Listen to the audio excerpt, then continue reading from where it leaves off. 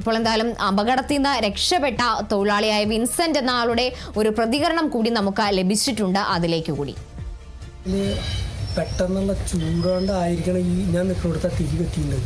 കാരണം ഞാൻ തിരി എടുത്തിടുക, ഇങ്ങനെ ഒരു ട്രിപ്പ് മറിച്ചിട്ട് കഴിഞ്ഞാൽ തിരി പെട്ടെന്ന് ഉണങ്ങും. അപ്പോഴാണ് പെട്ടെന്ന് ഒരു 5 മീറ്റർ അകലെ എന്നൊരടി ഇതെൻ്റെ നമുക്ക് ഞാൻ മറിയുമ്പോഴേക്കും ഞാൻ ഇട്ട തിരിയൊക്കെ കത്തി. പിന്നെ എനിക്ക് മനസ്സിലാച്ചു ഞാൻ ഓടുമ്പോഴേക്കും ഈ ഇവിടെ നർവ് ഷെഡ് പൊട്ടി. അപ്പോഴേക്കും ഇവിടെ പൊട്ടി ഈ നർവ് ഷെഡ്.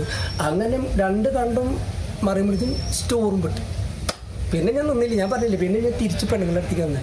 2-3 ഷെഡ്, അത് 3 ഇല്ല. പിന്നെ ഒരു ഷെഡ് ആ പാടത്തിൻ്റെ അറ്റത്ത് ഉണ്ട്. ഒക്കെ നമ്മൾ മലയാളികളാണ്. ഏറ്റവും വലിയ ഒരു വിഷമം എന്താ വെച്ചാൽ നമ്മൾ ഉപയോഗിക്കാൻ പറ്റാത്ത ഒരു കെമിക്കലും നിയമത്തിന് വിരുദ്ധമായിട്ടില്ല. അപ്പോൾ 99% ഈ തീ പോലുള്ള വേര് ചൂടായിട്ട് തിരി അല്ലെങ്കിൽ കടുംമരുന്ന് തീ.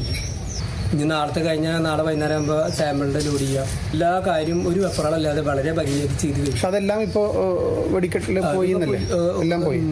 ഇത് എന്താവും കാരണം തോന്നുന്നത്?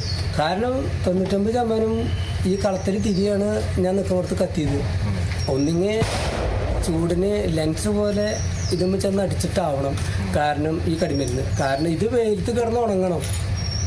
അതെന്തായാലും ഓൾറെഡി ചെയ്യണം.